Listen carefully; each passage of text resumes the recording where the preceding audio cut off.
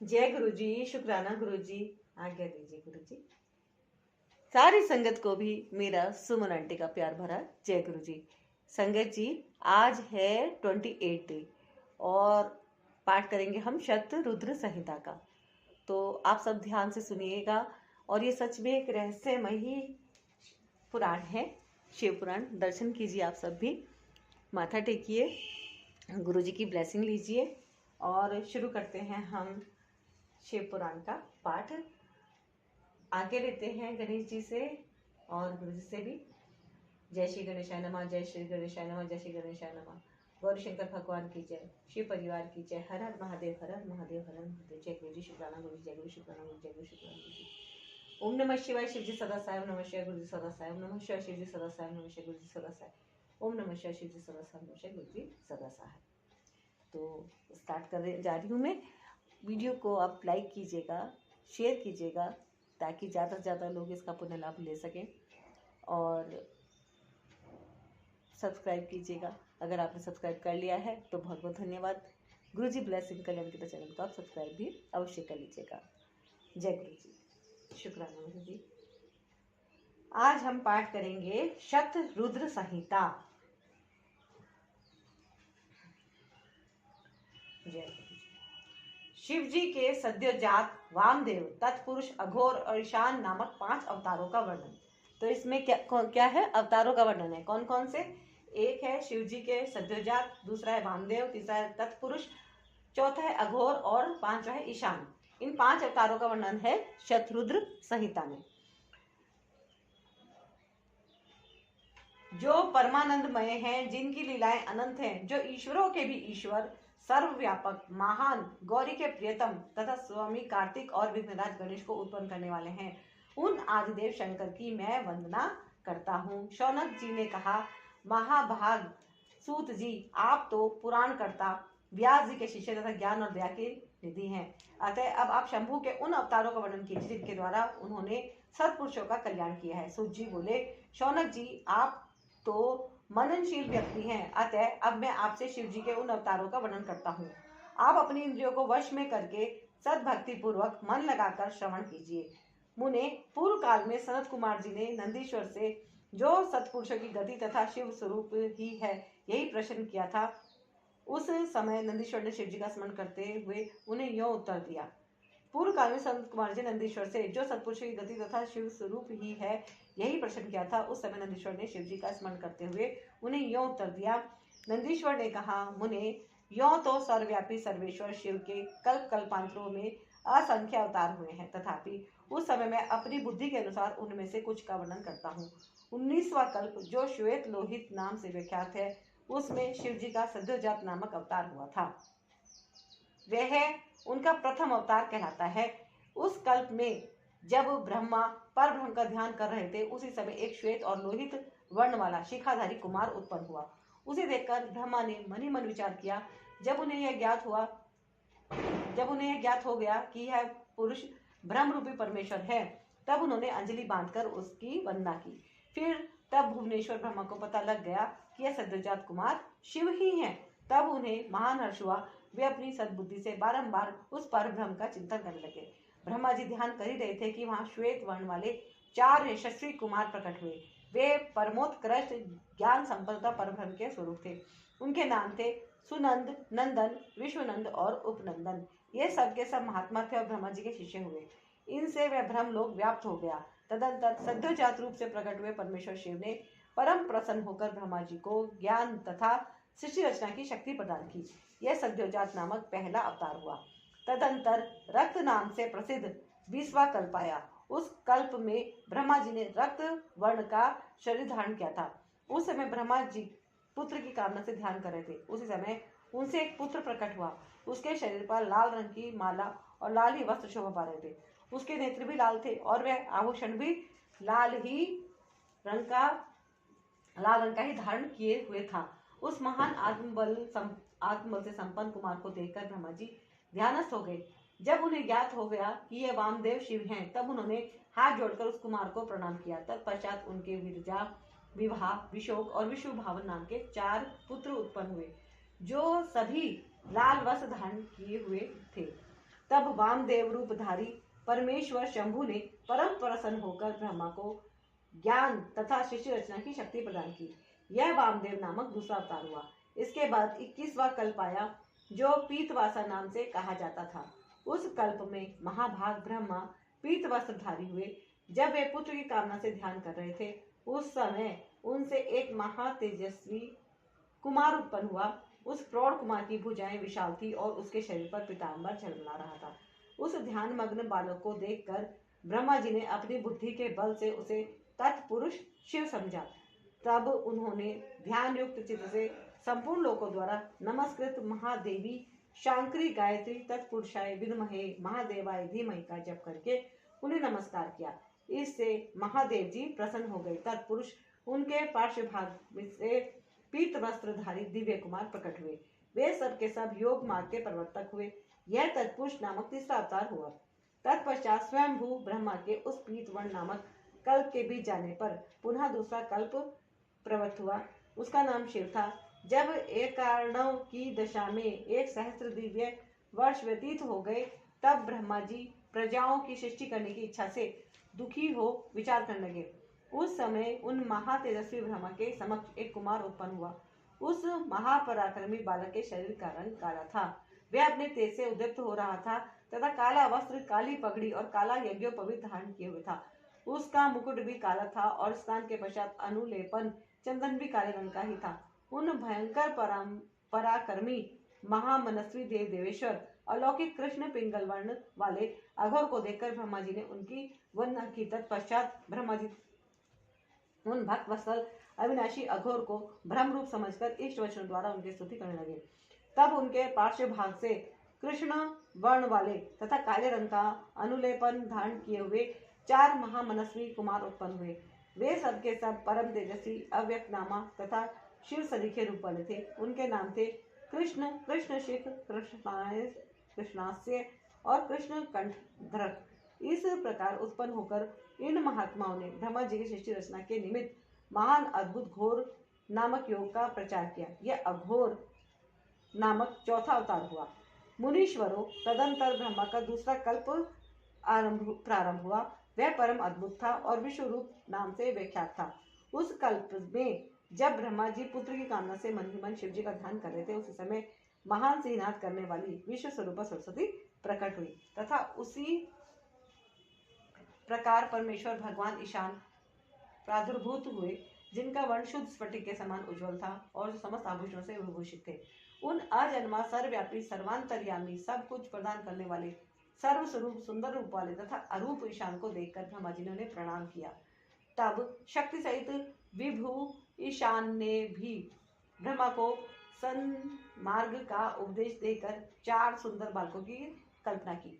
उन उत्पन्न हुए शिष्यों का नाम था जटी, मुंडी, शिखंडी और अर्धमुंड। ये योगानुसार सद्ध धर्म का पालन करके योग गति को प्राप्त हुए हो गए। यह ईशान नामक 5वां अवतार हुआ। सर्वज्ञ सनत कुमार जी, इस प्रकार मैंने जगत की हित कामना से सद्योजात आदि अवतारों का प्राकट्य संक्षेप से वर्णन किया। उनका वह सारा लोक हितकारी व्यवहार यथा तथ्य रूप से ब्रह्मांड में वर्तमान है। महेश्वर की ईशान, पुरुष, घोर, वामदेव और ब्रह्मा, ये 5 मूर्तियां विशेष रूप से प्रसिद्ध हैं। इनमें ईशान, जो शिव स्वरूप तथा सबसे बड़ा है, पहला कहा जाता है। वह साक्षात प्रकृति के भोक्ता क्षेत्रज्ञ में निवास करता है। शिव जी का दूसरा स्वरूप तत्पुरुष नाम से विख्यात है। वह गुणों के आश्रय रूप तथा भोग्य सर्वज्ञ में अधिष्ठित है। पिनाकधारी शिव का जो अघोर नामक तीसरा स्वरूप है, वह धर्म के लिए अंगों सहित बुद्धि तत्व का विस्तार करके अंदर विराजमान रहता है। वामदेव नाम वाला शंकर का चौथा स्वरूप अहंकार का अधिष्ठान है। वह सदा अनेकों प्रकार का कार्य करता है। विचारशील बुद्धिमानों का कथन है कि शंकर का ईशान संज्ञक स्वरूप सदा कर्ण, वाणी और सर्वव्यापी आकाश का अधीश्वर है तथा महेश्वर का पुरुष नामक रूप त्वक, पाणी और स्पर्श गुण विशिष्ट वायु का स्वामी है। मनीषी गण अघोर नाम वाले रूप को शरीर, रस, रूप और अग्नि का अधिष्ठान बतलाते हैं। शंकर जी का वामदेव संज्ञक स्वरूप रसना, पायु, रस और जल का स्वामी कहा जाता है। शंकर जी का वामदेव संज्ञक स्वरूप रसना, पायु, रस और जल का स्वामी कहा जाता है। प्राण, उपस्थ, गंध और पृथ्वी का ईश्वर है। प्राण, उपस्थ, गंध और पृथ्वी का ईश्वर शिव जी का सद्योजात नामक रूप बताया जाता है। कल्याणकामी मनुष्य को शंकर जी के इन स्वरूपों की सदा प्रथम पूर्वक वंदना करनी चाहिए, क्योंकि ये श्रेय प्राप्ति में एकमात्र हेतु है। जो मनुष्य इन सद्योजात आदि अवतारों के प्राकट्य को पढ़ता अथवा सुनता है, वे जगत में समस्त काम्य भोगों का उपभोग करके अंत में परम गति को प्राप्त होता है। अध्याय 1 शतरुद्र संहिता संपूर्ण हुआ। बोलो शिव शंकर भगवान की जय, गौरी शंकर की जय, शिव परिवार की जय। हर हर महादेव, हर हर महादेव, हर हर महादेव। जय गुरु जी शुक्रान, गुरु जय गुरु शुक्रान, जय गुरु शुक्रान। ओम नमः शिवाय। शिव जी सदा साय, नमः शिवाय। गुरु जी सदा साय, नमः शिवाय। शिव जी सदा साय, नमः शिवाय। गुरु जी सदा साय, नमः शिवाय। शिव जी सदा साय, नमः शिवाय। गुरु जी सदा साय। शिव जी की अष्टमूर्तियों का तथा अर्धनारी नर रूप का सविस्तार वर्णन। नंदीश्वर जी कहते हैं, ऐश्वर्यशाली मुने, अब तुम महेश्वर के उन श्रेष्ठ अवतारों का वर्णन श्रवण करो जो लोक में सबके संपूर्ण कार्यों को पूर्ण करने वाले अतएव सुखदाता हैं। तात यह जगत उन परमेश्वर शंभु की 8 मूर्तियों का स्वरूप ही है। जैसे सूत में मणियां पिरोई रहती हैं, उसी तरह यह विश्व उन अष्टमूर्तियों में व्याप्त होकर स्थित है। वे प्रसिद्ध 8 मूर्तियां ये हैं: शर्व, भव, रुद्र, उग्र, भीम, पशुपति, ईशान और महादेव। शिव जी के इन शर्व आदि अष्टमूर्तियों द्वारा पृथ्वी, जल, अग्नि, वायु, आकाश, क्षेत्रज्ञ, सूर्य और चंद्रमा अधिष्ठित हैं। शास्त्र का ऐसा निश्चय है कि कल्याणकर्ता महेश्वर का विश्वभरात्मक रूप ही चराचर विश्व को धारण किए हुए है।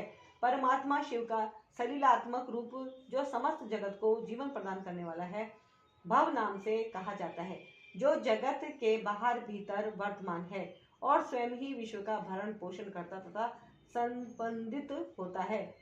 उग्र रूपधारी प्रभु के उस रूप को सत्पुरुष उग्र कहते हैं। महादेव का जो सबको अवकाश देने वाला सर्वव्यापी आकाशात्मक रूप है, उसे भीम कहते हैं। वह भूत वृंद का भेदक है, जो रूप समस्त आत्माओं का अधिष्ठान, संपूर्ण क्षेत्रों में निवास करने वाला और जीवों के भवपाश का छेदक है। उसे पशुपति का रूप समझना चाहिए। महेश्वर का संपूर्ण जगत को प्रकाशित करने वाला जो सूर्य नामक रूप है, उसे ईशान कहते हैं। वह ध्रुवलोक में भ्रमण करता है। अमृतमयी रश्मियों वाला जो चंद्रमा संपूर्ण विश्व को आह्लादित करता है, शिव का वह रूप महादेव नाम से पुकारा जाता है। आत्मा परमात्मा शिव का 8वां रूप है। यह मूर्ति अन्य मूर्तियों की व्यापिका है, इसलिए सारा विश्व शिवमय है। जिस प्रकार वृक्ष के मूल को सींचने से उसकी शाखाएं पुष्पित हो जाती हैं, उसी तरह शिव का पूजन करने से शिव स्वरूप विश्व परिपुष्ट होता है। जैसे इस लोक में पुत्र पौत्र आदि को प्रसन्न देखकर पिता हर्षित होता है, उसी तरह विश्व को भली भांति हर्षित देखकर शंकर को आनंद मिलता है। इसलिए यदि कोई किसी भी देहधारी को कष्ट देता है, तो निसंदेह मानो उसने अष्टमूर्ति शिव का ही अनिष्ट किया है। सनत कुमार जी, इस प्रकार भगवान शिव अपनी अष्टमूर्ति द्वारा समस्त विश्व को अधिष्ठित करके विराजमान है। अतः तुम पूर्ण भक्ति भाव से उन परम कारण रुद्र का भजन करो। प्रिय सनत कुमार जी, अब तुम शिव जी के अनुपम अर्धनारीश्वर प्रिय सनत कुमार जी, अब तुम शिव जी के अनुपम अर्धनारी नर रूप का वर्णन सुनो। महाप्राज्ञ वह रूप ब्रह्मा की कामनाओं को पूर्ण करने वाला है। सृष्टि के आदि में जब सृष्टिकर्ता ब्रह्मा द्वारा रची हुई सारी प्रजाएं विस्तार को नहीं प्राप्त हुई, तब ब्रह्मा उस दुख से दुखी और चिंताकुल हो गए। उसी समय यह आकाशवाणी हुई, ब्रह्मा अब मैथुनी सृष्टि की रचना करो। इस व्योमवाणी को सुनकर ब्रह्मा ने मैथुनी सृष्टि उत्पन्न करने का विचार किया, परंतु इससे पहले नारियों का कुल ईशान से प्रकट ही नहीं हुआ था, इसलिए पद्य योनि ब्रह्मा मैथुनी सृष्टि रचने में समर्थ ना हो सके। तब वे यो विचार कर कि शंभु की कृपा के बिना मैथुनी प्रजा उत्पन्न नहीं हो सकती, तब करने को उद्यत हुए। उस समय ब्रह्मा पराशक्ति शिवा सहित परमेश्वर शिव का प्रेम पूर्वक हृदय में ध्यान करके घोर तप करने लगे। तदंतर तपोनुष्ठान में लगे हुए ब्रह्मा के उस तीव्र तप से थोड़े ही समय में शिवजी प्रसन्न हो गए। तब वे कष्टहारी शंकर पूर्ण सच्चिदानंद की कामदा मूर्तियों में प्रविष्ट होकर अर्धनारी नर के रूप से ब्रह्मा के निकट प्रकट हो गए। उन देवाधिदेव शंकर को पराशक्ति शिवा के साथ आया हुआ देख ब्रह्मा ने दंड की भांति भूमि पर लेटकर उन्हें प्रणाम किया और फिर वे हाथ जोड़कर स्तुति करने लगे। तब विश्वकर्ता देवाधिदेव महादेव महेश्वर परम प्रसन्न होकर ब्रह्मा से मेघ की सी गंभीर वाणी में बोले। ईश्वर ने कहा, महाभागवश, मेरे प्यारे पुत्र पितामह, मुझे तुम्हारा सारा मनोरथ पूर्णतः ज्ञात हो गया है। तुमने जो इस समय प्रजाओं की वृद्धि के लिए घोर तप किया है, तुम्हारे उस तप से मैं प्रसन्न हो गया हूँ और तुम्हें तुम्हारा अभिष्ट प्रदान करूंगा। यह स्वभाव से ही मधुर तथा परम उदार वचन कहकर शिव जी ने अपने शरीर के अर्ध भाग से शिवा देवी को पृथक कर दिया। तब शिव से पृथक होकर प्रकट हुई उन परमा शक्ति को देखकर ब्रह्मा विनम्र भाव से प्रणाम करके उनसे प्रार्थना करने लगे। ब्रह्मा ने कहा, शिवे, सृष्टि के प्रारंभ में तुम्हारे पति देवादिदेव परमात्मा शंभु ने मेरी सृष्टि की थी और मेरे द्वारा सारी प्रजाओं की रचना की थी। तब मैंने देवता आदि समस्त प्रजाओं की मानसिक सृष्टि की, परंतु बारंबार रचना करने पर भी उनकी वृद्धि नहीं हो रही है। अतः अब मैं स्त्री पुरुष के समागम से उत्पन्न होने वाली सृष्टि का निर्माण करके अपनी सारी प्रजाओं की वृद्धि करना चाहता हूँ, किंतु अभी तक तुमसे अक्षय नारी कुल का प्राकट्य नहीं हुआ है। इस कारण नारी कुल की सृष्टि करना मेरी शक्ति के बाहर है। चूंकि सारी शक्तियों का उद्गम स्थान तुम ही हो, इसलिए मैं तुम अखिलेश्वरी परमा शक्ति से प्रार्थना करता हूँ। शिवे, मैं तुम्हें नमस्कार करता हूँ। तुम मुझे नारी कुल की सृष्टि करने के लिए शक्ति प्रदान करो, क्योंकि शिव प्रिय, इसी को तुम चराचर जगत की उत्पत्ति का कारण समझो। वरदेश्वरी, मैं तुमसे एक और वर की याचना करता हूँ। जगन्नाथ, कृपा करके उसे भी मुझे दीजिए। मैं तुम्हारे चरणों में नमस्कार करता हूँ। वह वर यह है कि सर्वव्यापिनी जगत जननी, तुम चराचर जगत की वृद्धि के लिए अपने एक सर्व समर्थ रूप से मेरे पुत्र दक्ष की पुत्री हो जाओ। ब्रह्मा द्वारा यो याचना किए जाने पर परमेश्वरी देवी शिवा ने तथास्तु, ऐसा ही होगा कहकर वह शक्ति ब्रह्मा को प्रदान कर दी। सुत्राम जगन्मयी शिव शक्ति शिवा देवी ने अपनी भवों के मध्य भाग से अपने ही समान प्रभाव वाली एक शक्ति की रचना की। उस शक्ति को देखकर देवश्रेष्ठ भगवान शंकर, जो लीलाकारी, कष्टहारी और कृपा के सागर हैं, हंसते हुए जगदम्बिका से बोले।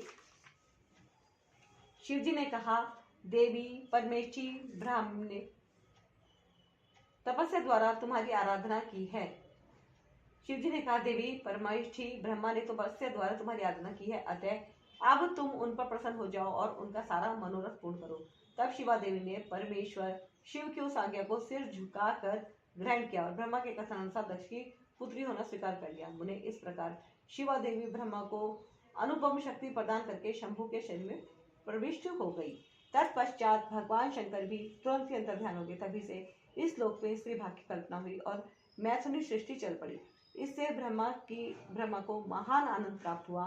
तात, इस प्रकार मैंने तुमसे शिव जी के महान अनुपम अर्ध नारी नर रार्ध रूप का वर्णन कर दिया। यह सत्पुरुषों के लिए मंगलदायक है। अध्याय 2 और 3 शतरुद्र संहिता संपूर्ण हुआ। बोलो शिव शंकर भगवान की जय, गौरी शंकर की जय, शिव परिवार की जय। हर हर महादेव, हर हर महादेव, हर हर महादेव। जय गुरु जी शुक्राना गुरु जी, जय गुरु शुक्राना गुरु, जय गुरु शुक्राना गुरु जी। ओम नमः शिव जी सदा साई, जय गुरु सदा साई, नमः शिव जी सदा साई, जय गुरु सदा साई। ओम नमः शिव जी सदा साई, नमः शिव गुरु जी सदा साई। वाहरा कल्प में होने वाले शिव जी के प्रथम अवतार से लेकर नवम ऋषभ अवतार तक का वर्णन। नंदीश्वर जी कहते हैं, सर्वज्ञ सनत कुमार जी, एक बार रुद्र ने हर्षित होकर ब्रह्मा जी से शंकर के चरित्र का प्रेम पूर्वक वर्णन किया था। वह चरित्र सदा परम सुखदायक है, उसे तुम श्रवण करो। वह चरित्र इस प्रकार है। शिव जी ने कहा, ब्रह्मा, वाहरा कल्प के 7वें मनवंतर में संपूर्ण लोगों को प्रकाशित करने वाले भगवान कल्पेश्वर, जो तुम्हारे प्रपौत्र हैं, वैवस्वत मनु के पुत्र होंगे। तब उस मनवंतर की चतुर्युगों के किसी द्वापर युग में मैं लोगों पर अनुग्रह करने तथा ब्राह्मणों का हित करने के लिए प्रकट होगा। ब्राह्मण युग प्रवृत्ति के अनुसार उस प्रथम चतुर्युगी के प्रथम द्वापर युग में जब प्रभु स्वयं ही व्यास होंगे, तब मैं उस कलयुग के अंत में ब्राह्मणों के हितार्थ शिवा सहित श्वेत नामक महामुनि होकर प्रकट होऊंगा। उस समय हिमालय के रमणीय शिखर छागल नामक पर्वत श्रेष्ठ पर मेरे शिखाधारी 4 शिष्य उत्पन्न होंगे। उनके नाम होंगे श्वेत, श्वेतशिख, श्वेताश और श्वेत लोहित। वे चारों ध्यान योग के आश्रय से मेरे नगर में जाएंगे। वहां वे मुझ अविनाशी को तत्वत जानकर मेरे भक्त हो जाएंगे तथा जन्म, जरा और मृत्यु से रहित होकर परब्रह्म की समाधि में लीन रहेंगे। बस पितामह, इस समय मनुष्य ध्यान के अतिरिक्त दान, धर्म आदि कर्म हेतु के साधनों द्वारा मेरा दर्शन नहीं पा सकेंगे। दूसरे द्वापर में प्रजापति सत्यव्यास होंगे। उस समय मैं कलयुग में सुतार नाम से उत्पन्न होऊंगा। वहां भी मेरे दुंदुभि, शतरूप, हशिक तथा केतुमान नामक 4 वेदवादी द्विज शिष्य होंगे। वे चारों ध्यान योग के बल से मेरे नगर को जाएंगे और मुझ अविनाशी को तत्व जानकर मुक्त हो जाएंगे। तीसरे द्वापर में जब भार्गव नामक व्यास होंगे, तब मैं भी नगर के निकट ही दमन नाम से प्रकट होऊंगा। उस समय भी मेरे विशोक, विशेष, विपाप और पाप नाशन नामक 4 पुत्र होंगे। चतुरानन उस अवतार में मैं शिष्यों को साथ ले व्यास की सहायता करूंगा और उस कलयुग में निवृत्ति मार्ग को सुदृढ़ बनाऊंगा। चौथे द्वापर में जब अंगीरा व्यास कहे जाएंगे, उस समय मैं सुहोत्र नाम से अवतार लूंगा। उस समय भी मेरे 4 योग साधक महात्मा पुत्र होंगे। ब्रह्मा, उनके नाम होंगे सुमुख, दुर्मुख, दुर्दुम और दुर्तिक्रम। उस अवसर पर भी उन शिष्यों के साथ में व्यास की सहायता में लगा रहूंगा। 5वें द्वापर में सविता व्यास नाम से कहे जाएंगे। तब मैं कंक नामक महातपस्वी योगी होऊंगा। ब्रह्मा, वहां भी मेरे 4 योग साधक महात्मा पुत्र होंगे। उनके नाम बतलाता हूँ, सुनो। सनक, सनातन, प्रभावशाली सनंदन और सर्व व्यापक निर्मल तथा अहंकार रहित सनत कुमार। इस प्रकार भी कंक नामधारी मैं सविता नामक व्यास का सहायक बनूंगा और निवृत्ति मार्ग को बढ़ाऊंगा। पुनः 6ठे द्वापर के पर्वत होने पर जब मृत्यु लोक कारक व्यास होंगे और वेदों का विभाजन करेंगे, उस समय भी मैं व्यास की सहायता करने के लिए लोकाक्षी नाम से प्रकट होऊंगा और निवृत्ति पद की उन्नति करूंगा। वहां भी मेरे 4 दृढ़वर्ती शिष्य होंगे। उनके नाम होंगे सुधामा, विरजा, संजय तथा विजय। विधे 7वें द्वापर के आरंभ में जब शतक्रतु नामक व्यास होंगे, उस समय भी मैं योग मार्ग में परम निपुण जैगी शव्य नाम से प्रकट होऊंगा और काशीपुरी में गुफा के अंदर दिव्य देश में कुशासन पर बैठकर योग को सुदृढ़ बनाऊंगा तथा शतक्रतु नामक व्यास की सहायता और संसार भय से भक्तों का उद्धार करूंगा। उस युग में भी मेरे सारस्वत योगीश, मेघवा और सुवाहन नामक 4 पुत्र होंगे। 8वें अवतार के आने पर मुनिवर वशिष्ठ वेदों का विभाजन करने वाले वेद व्यास होंगे। योग वित्तम उस युग में भी मैं दधि वाहन नाम से अवतार लूंगा और व्यास की सहायता करूंगा। उस समय कपिल, आसुरी, पंचशिक और शाल्वल नाम वाले मेरे 4 योगी पुत्र उत्पन्न होंगे, जो मेरे समान होंगे। ब्राह्मण नवी चतुर्युगी के द्वापर में मुनिश्रेष्ठ सारस्वत व्यास नाम से प्रसिद्ध होंगे। उन नाम के निवृत्ति मार्ग की वृद्धि के लिए ध्यान करने पर मैं ऋषभ नाम से अवतार लूंगा। उस समय पराशर, गर्ग, भार्गव तथा गिरीश नाम के 4 महायोगी मेरे शिष्य होंगे। प्रजापति, उनके सहयोग से मैं योग मार्ग को सुदृढ़ बनाऊंगा। सन्मुने, इस प्रकार मैं व्यास का सहायक बनूंगा। ब्रह्मा, उस रूप में मैं बहुत से दुखी भक्तों पर दया करके उनका भवसागर से उद्धार करूंगा। मेरा वह ऋषभ नामक अवतार योग मार्ग का प्रवर्तक सारस्वत व्यास के मन को संतोष देने वाला और नाना प्रकार से रक्षा करने वाला होगा। उस अवतारों में मैं भद्रायु नामक राजकुमार को जो विष दोष से मर जाने के कारण पिता द्वारा त्याग दिया जाएगा, जीवन का प्रदान करूंगा। तदंतर उस राजपुत्र की आयु के 16वें वर्ष में ऋषभ ऋषि, जो मेरे ही अंश है, उनके घर पधारेंगे। प्रजापति, उस राजकुमार द्वारा पूजित होने पर वे सद्रूपधारी कृपालु मुनि उसे राजधर्म का उपदेश करेंगे। तत्पश्चात वे दिन वत्सल मुनि हर्षित चित्त से उसे दिव्य कवच, शंख और संपूर्ण शस्त्रों का विनाश करने वाला एक चमकीला खड्ग प्रदान करेंगे। फिर कृपा पूर्वक उसके शरीर पर भस्म लगाकर उसे 12,000 हाथियों का बल भी देंगे। यो माता सहित भद्रायु को भली भांति आश्वासन देकर तथा उन दोनों द्वारा पूजित हो प्रभावशाली ऋषभ मुनि से चले जाएंगे। तब राज ऋषि भद्रायु भी रिपुगणों को जीतकर और कीर्ति मालिनी के साथ विवाह करके धर्म पूर्वक राज्य करेगा। मुझ शंकर का वह ऋषभ नामक नवा अवतार ऐसा प्रभाव वाला होगा, वह सत्पुरुषों की गति तथा दीनों के लिए बंधु साहित्यकारी होगा। मैंने उसका वर्णन तुम्हें सुना दिया। यह ऋषभ चरित्र परम पावन, महान तथा स्वर्ग, यश और आयु को देने वाला है। अतः इसे प्रयत्न पूर्वक सुनना चाहिए। अध्याय 4 शत्रुद्र संहिता संपूर्ण हुआ। बोलो श्री शंकर भगवान की जय, गौरी शंकर की जय, शिव परिवार की जय। हर हर महादेव, हर हर महादेव, हर हर महादेव। जय गुरु जी, शुक्राना गुरु जी, जय गुरु शुक्राना गुरु जी, जय गुरु शुक्राना गुरु जी। ओम नमः शिवाय। श्री सदाशिव नमः शिवाय। गुरु सदाशिव नमः शिवाय। श्री सदाशिव नमः शिवाय। गुरु सदाशिव नमः शिवाय। श्री सदाशिव नमः शिवाय। गुरु सदाशिव। शिव जी द्वारा 10वें से लेकर 28वें योगेश अवतारों का वर्णन। शिव जी कहते हैं, ब्रह्मा 10वें द्वापर में त्रिधामा नाम के मुनि व्यास होंगे।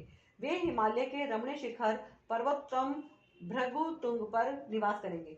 वहां भी मेरे श्रुति विदित 4 पुत्र होंगे। उनके नाम होंगे भृंग, बलबंधु, नरामित्र और तपोधन, केतु, शन।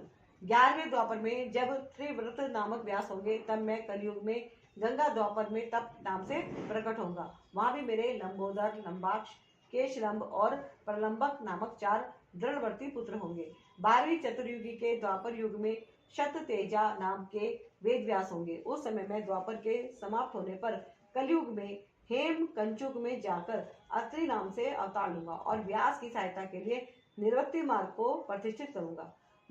महामुने वहां भी मेरे सर्वज्ञ, समबुद्धि, साध्य और शर्व नामक 4 उत्तम योगी पुत्र होंगे। 13वें द्वापर युग में जब धर्म स्वरूप नारायण व्यास होंगे, तब मैं पर्वत श्रेष्ठ गंधमादन पर वालखिल्याश्रम में महामुनि बलि नाम से उत्पन्न होऊंगा। वहां भी मेरे सुदामा, काश्यप, वशिष्ठ और विरजा नामक 4 सुंदर पुत्र होंगे। 14वीं चतुर्युगी के द्वापर युग में जब रक्ष नामक व्यास होंगे, उस समय मैं अंगिरा के वंश में गौतम नाम से उत्पन्न होऊंगा। उस कलयुग में भी अत्रि, वशद, श्रवण और शनविष्कट मेरे पुत्र होंगे। 15वें द्वापर में जब त्रियारणी व्यास होंगे, उस समय मैं हिमालय के पृष्ठभाग में स्थित वेद शीर्ष नामक पर्वत पर सरस्वती के उत्तर तट का आश्रय वेदशिरा नाम से अवतार ग्रहण करूंगा। उस समय महापराक्रमी वेदशिर ही मेरा अस्त्र होगा। वहां भी मेरे 4 दृढ़ पराक्रमी पुत्र होंगे। उनके नाम होंगे कुणी, कुणिबाहु, कुशरीर और कुनेत्रक। 16वें द्वापर युग में जब व्यास का नाम देव होगा, तब मैं योग प्रदान करने के लिए परम पुण्यमय गोकर्ण वन में गोकर्ण नाम से प्रकट होगा।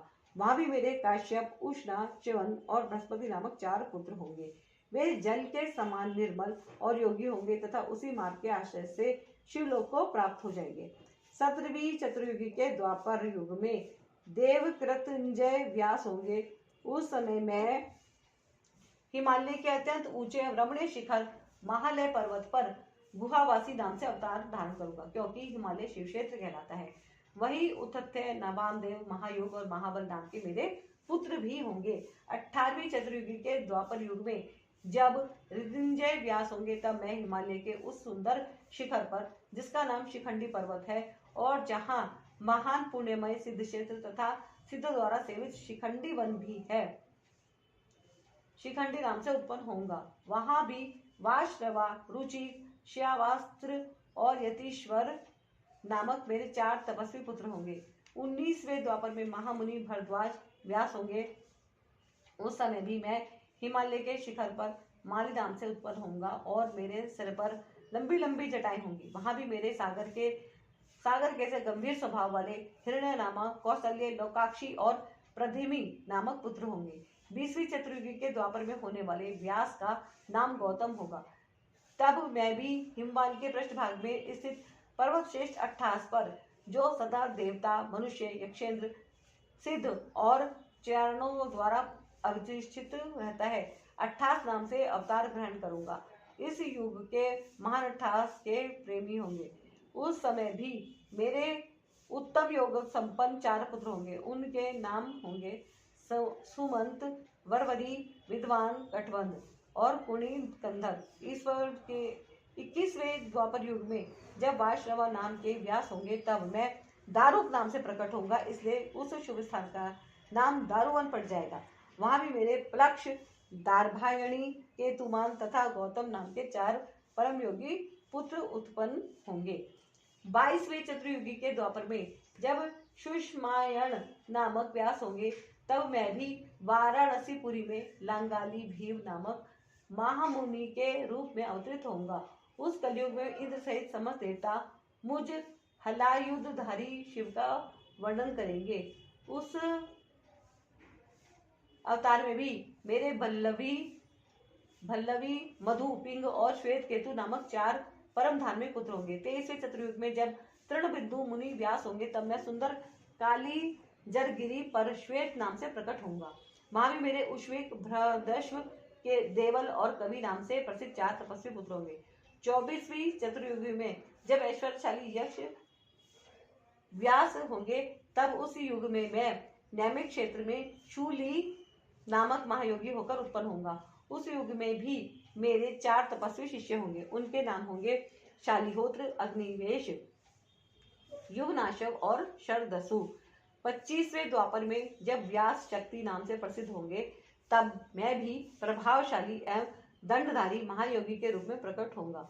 मेरा नाम मुंडीश्वर होगा। उस अवतार में भी छगल, कुंडकर्ण, कुंभांड और प्रवाहक मेरे तपस्वी शिष्य होंगे। 26वें द्वापर में जब व्यास का नाम पराशर होगा, तब मैं भद्रवट नामक नगर में सहिष्णु नाम से अवतार लूंगा। उस समय भी उलूप, उद्यत, शंभुक और आश्वालायन नाम वाले 4 तपस्वी शिष्य होंगे। 27वें द्वापर में जब जातुकर्णय व्यास होंगे, तब मैं भी प्रभास तीर्थ में सोमवर्षा नाम से प्रकट होऊंगा।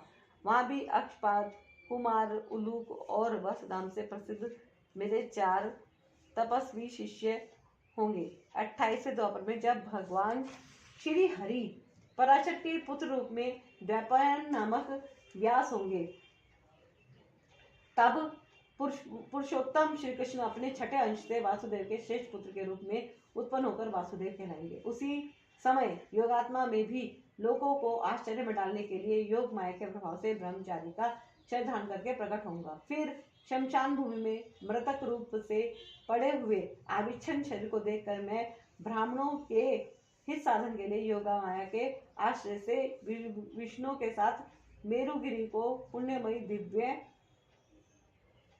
गुहा में प्रवेश करूंगा। ब्रह्मा, वहां मेरा नाम लकुली होगा। इस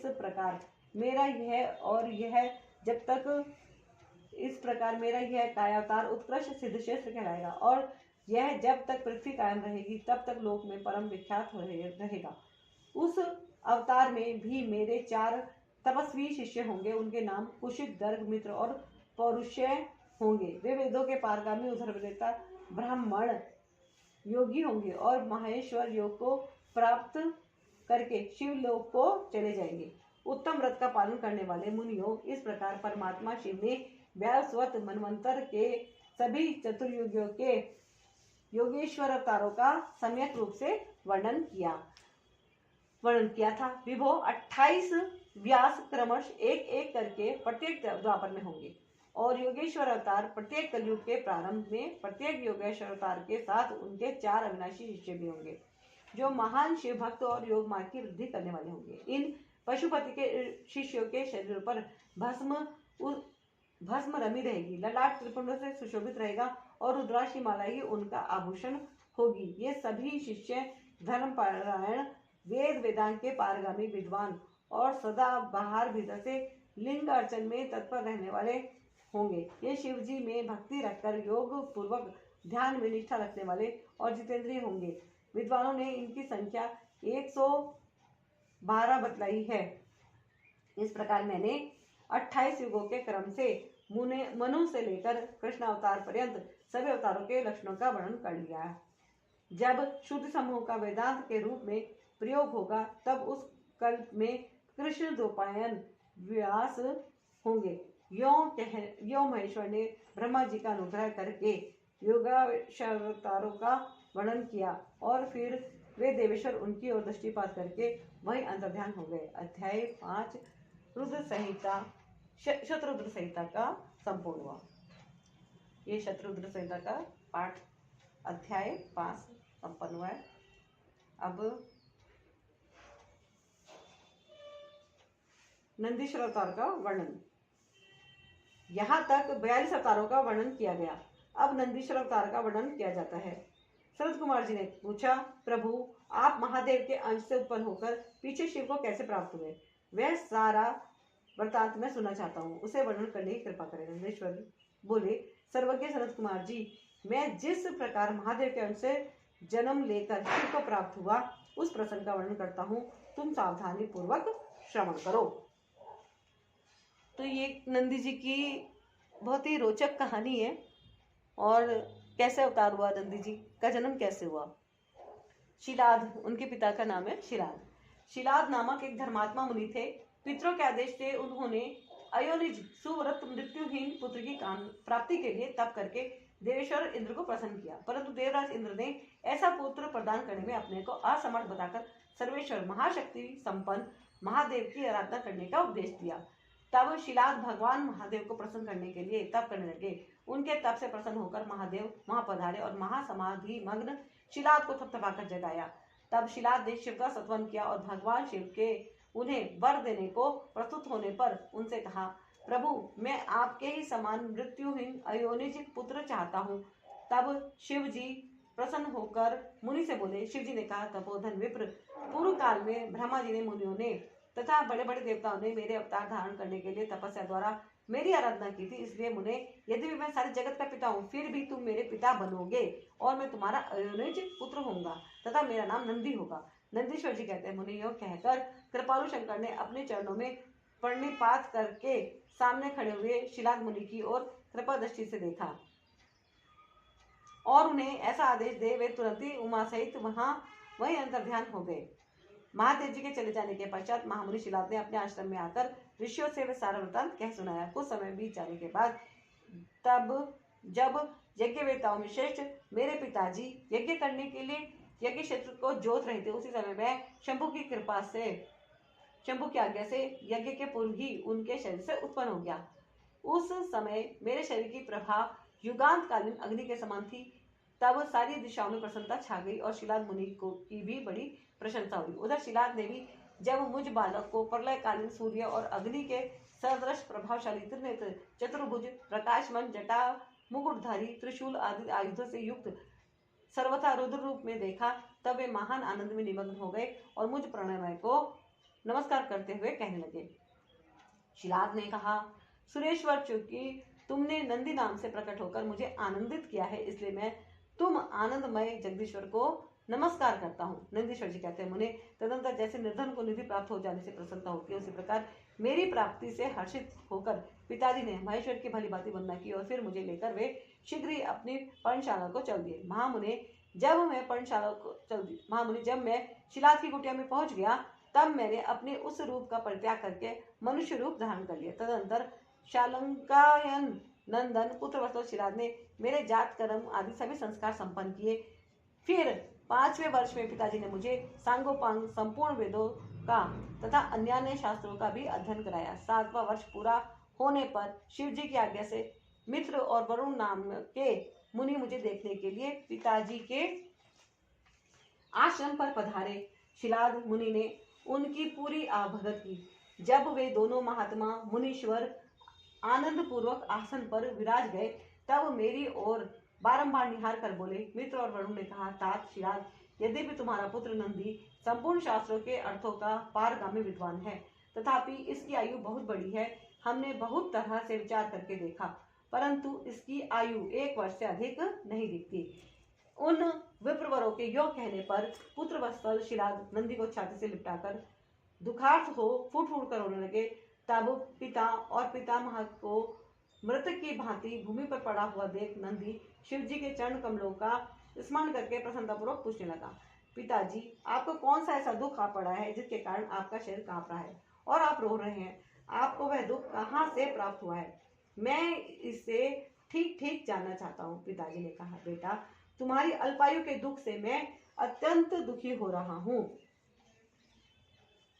तुम ही बताओ, मेरे इस कष्ट को कौन दूर कर सकता है? मैं उसकी शरण ग्रहण करूं। पुत्र बोला, पिताजी, मैं आपके सामने शपथ करता हूँ और यह बिल्कुल सत्य बात कह रहा हूँ कि चाहे देवता, दानव, यम, काल तथा अन्य प्राणी ये सब के सब मिलकर मुझे मारना चाहे, तो भी मेरी बाल्यकाल में मृत्यु नहीं होगी।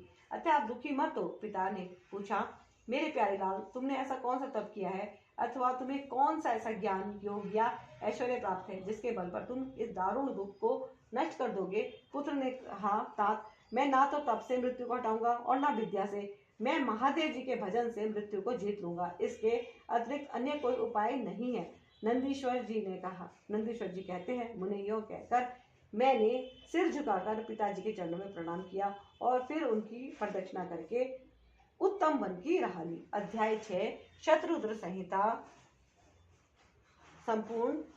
बोलो श्री शंकर भगवान की जय, गौरी शंकर की जय, शिव परिवार की जय। हर हर महादेव, हर हर महादेव, हर हर महादेव।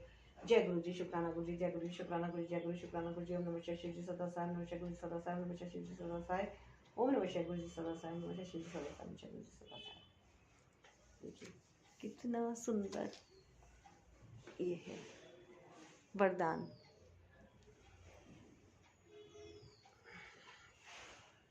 नंदीश्वर के जन्म, वर प्राप्ति, अभिषेक और विवाह का वर्णन।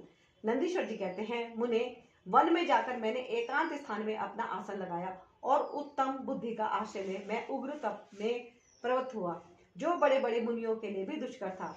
उस समय मैं नदी के पावन उत्तर तट पर सुदृढ़ रूप से ध्यान लगाकर बैठ गया और एकाग्र तथा समाहित मन से अपने हृदय कमल के मध्य भाग में 3 नेत्र, 10 भुजा तथा 5 मुख वाले शांति स्वरूप देवादिदेव सदाशिव का ध्यान करके रुद्र मंत्र का जप करने लगा।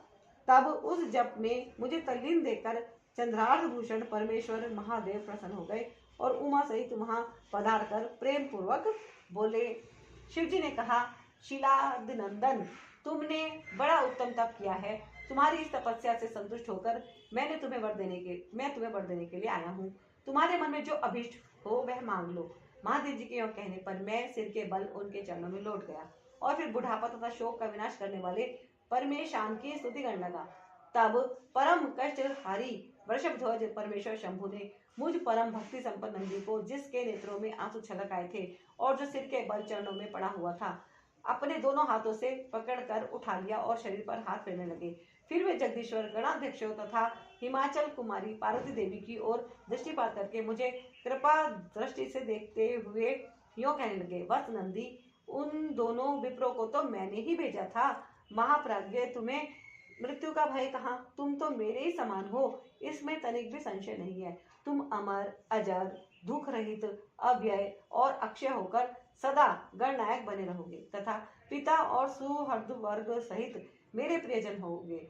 तुम में मेरे समान बल होगा। तुम नित्य मेरे पार्श्व भाग में स्थित रहोगे और तुम पर निरंतर मेरा प्रेम बना रहेगा। मेरी कृपा से जन्म, जरा और मृत्यु तुम पर अपना प्रभाव नहीं डाल सकेंगे। नंदीश्वर जी कहते हैं, मुने यूं कहकर कृपा सागर शंभु ने कमलों की बनी हुई अपनी शिरोमाला को उतारकर तुरंत ही मेरे गले में डाल दिया। विप्रवर, उस शुभ माला के गले में पड़ते ही मैं 3 नेत्र और 10 भुजाओं से संपन्न हो गया तथा द्वितीय शंकर सा प्रतीत होने लगा। तदंतर परमेश्वर शिव ने मेरा हाथ पकड़कर पूछा, बताओ अब तुम्हें कौन सा उत्तम वर दूं? फिर उन वृषभध्वज ने अपनी जटा में स्थित हार के समान निर्मल जल को हाथ में ले तुम नदी हो जाओ यह कहकर उसे छोड़ दिया। तब वह जल उत्तम ढंग से बहने वाली स्वच्छ जल से परिपूर्ण महान वेगशाली दिव्य रूपा 5 सुंदर नदियों के रूप में परिवर्तित हो गया। उनके नाम है जटोदका, त्रिसोत्रता, वृषध्वनि, स्वर्णोदका और जम्बू नदी। मुने, यह पंचनद शिव के पृष्ठभाग की भांति परम शुभ है। महेश्वर के निकट इसका नाम लेने से यह परम पावन हो जाता है। जो मनुष्य पंचनद पर जाकर स्नान और जप करके परमेश्वर शिव का पूजन करता है, वह शिव सायुज्य को प्राप्त होता है, इसमें संशय नहीं है। तत्पश्चात शंभु ने उमा से कहा, अब यह मैं नंदी का अभिषेक करके उसे गणाध्यक्ष बनाना चाहता हूँ, इस विषय में तुम्हारी क्या राय है? तब उमा बोली, देवेश, आप नंदी को गणाध्यक्ष पद प्रदान कर सकते हैं, क्योंकि परमेश्वर यह शीलानंदन मेरे लिए पुत्र सरीखा है, इसलिए नाथ यह मुझे बहुत ही प्यारा है। तदंतर भक्तवत्सल भगवान शंकर ने अपने अतुल बलशाली गणों को बुलाकर उनसे कहा, शिवजी बोले, गणनायकों, तुम सब लोग मेरी एक आज्ञा का पालन करो। यह मेरा प्रिय पुत्र नंदीश्वर सभी गणनायकों का अध्यक्ष और गणों का नेता है, इसलिए तुम सब लोग मिलकर इसका मेरे गणों के अधिपति पद पर प्रेम पूर्वक अभिषेक करो। आज से यह नंदीश्वर तुम लोगों का स्वामी होगा। नंदीश्वर जी कहते हैं, मुने शंकर जी के इस कथन पर सभी गणनायकों ने एवं वस्तु कहकर उसे स्वीकार किया और वे सामग्री जुटाने में लग गए। फिर सब देवताओं और मुनियों ने मिलकर मेरा अभिषेक किया। तदंतर मरुतों की मनोहारिणी दिव्य कन्या सुईषा से मेरा विवाह करवा दिया। उस समय मुझे बहुत ही दिव्य वस्तुएं मिली। महामुने इस प्रकार विवाह करके मैंने अपनी उस पत्नी के साथ शंभु, शिवा, ब्रह्मा और श्रीहरि के चरणों में प्रणाम किया। तब त्रिलोकेश्वर भक्त वत्सल भगवान शिव पत्नी सहित मुझसे परम प्रेम पूर्वक बोले। ईश्वर ने कहा, सतपुत्र, यह तुम्हारी प्रिया सुयशा और तुम मेरी बात सुनो। तुम मुझे परम प्रिय हो, अतः मैं स्नेह पूर्वक तुम्हें मनोवांछित वर प्रदान करूंगा। गणेश्वर, नंदीश, देवी पार्वती सहित मैं तुम पर सदा संतुष्ट हूँ, इसलिए बस तुम मेरा उत्तम वचन श्रवण करो। तुम मेरे अटूट प्रेमी, विशिष्ट, परम ऐश्वर्य संपन्न, महायोगी, महान धनुर्धारी, अजय, सबको जीतने वाले, महाबली और सदा पूज्य होगे। जहाँ मैं रहूंगा वहां तुम्हारी स्थिति होगी और जहां तुम रहोगे वहीं मैं उपस्थित रहूंगा। यही दशा तुम्हारे पिता और पितामह की भी होगी। पुत्र, तुम्हारे ये महाबली पिता परम ऐश्वर्यशाली मेरे भक्त और गणाध्यक्ष होंगे। बस ये ही नियम तुम्हारे पितामह पर भी लागू होंगे। अंत में तुम सब लोग मुझसे वरदान प्राप्त करके मेरा सानिध्य प्राप्त करोगे। नंदीश्वर जी कहते हैं, मुने तत्पश्चात महाभागा उमा देवी वर देने के लिए उत्सुक हो मुझ नंदी से बोली, बेटा तू मुझसे भी वर मांग ले, मैं तेरी सारी अभिष्ट कामनाओं को पूर्ण कर दूंगी। तब देवी के उस वचन को सुनकर मैंने हाथ जोड़कर कहा, देवी आपके चरणों में मेरी सदा उत्तम भक्ति बनी रहे। मेरी आशा सुनकर देवी ने कहा, ए मस्तु, ऐसा ही होगा। फिर शिवा नंदी की प्रियतमा पति स्वेच्छा से बोली। देवी ने कहा, वत्स, तुम भी अपना अभिष्ट वर ग्रहण करो। तुम्हारे 3 नेत्र होंगे, तुम जन्म बंधन से छूट जाओगी और पुत्र पौत्र से संपन्न रहोगी तथा तुम्हारी मुझ में और अपने स्वामी में अटल भक्ति बनी रहेगी। नंदीश्वर जी कहते हैं, मुने तदंतर शिव जी की आज्ञा से परम प्रसन्न हुए ब्रह्मा, विष्णु तथा समस्त देवगणों ने भी प्रेम पूर्वक हम दोनों को वरदान दिए। तत्पश्चात परमेश्वर शिव कुटुंब सहित मुझे अपनाकर तथा उमा सहित वृषभ पर आरूढ़ हो संबंधियों एवं बांधवों के साथ अपने निवास स्थान को चले गए। तब वहां उपस्थित विष्णु आदि समस्त देवता मेरी प्रशंसा तथा शिव शिवा की स्तुति करते हुए अपने अपने धाम को चले गए। बस इस प्रकार मैंने तुमसे अपने अवतार का वर्णन किया। महामुने, यह मनुष्य के लिए सदा आनंददायक और शिव भक्ति का वर्धक है। जो श्रद्धालु मानव भक्ति भावित चित्त से मुझ नंदी के इस जन्म, वर प्राप्ति, अभिषेक और विवाह के वृतांत को सुनेगा अथवा दूसरों को सुनाएगा तथा पढ़ेगा या दूसरों को पढ़ाएगा, वह लोक में संपूर्ण सुखों को भोग कर अंत में परम गति को प्राप्त होगा। अध्याय 7 शत्रुघ्न संहिता संपूर्ण हुआ। बोलो शिव शंकर भगवान की जय, गौरी शंकर की जय, शिव परिवार की जय। हर हर महादेव, हर हर महादेव, हर हर महादेव। जय गुरु जी, शुक्राना गुरु जी, जय गुरु जी, शुक्राना गुरु जी, जय गुरु शुक्राना गुरु जी। ओम नमः शिवाय, शिव जी सदा साई, नमः शिवाय गुरु जी सदा साई। ओम नमः शिवाय, शिव जी सदा साई, नमः शिवाय गुरु जी सदा साई, नमः शिवाय शिव जी सदा साई, नमः शिवाय गुरु जी सदा साई। तो बस आज के लिए इतना ही लेते हैं हम आज्ञा गुरु जी से, और आप सभी का दिन शुभ हो। जय गुरु जी।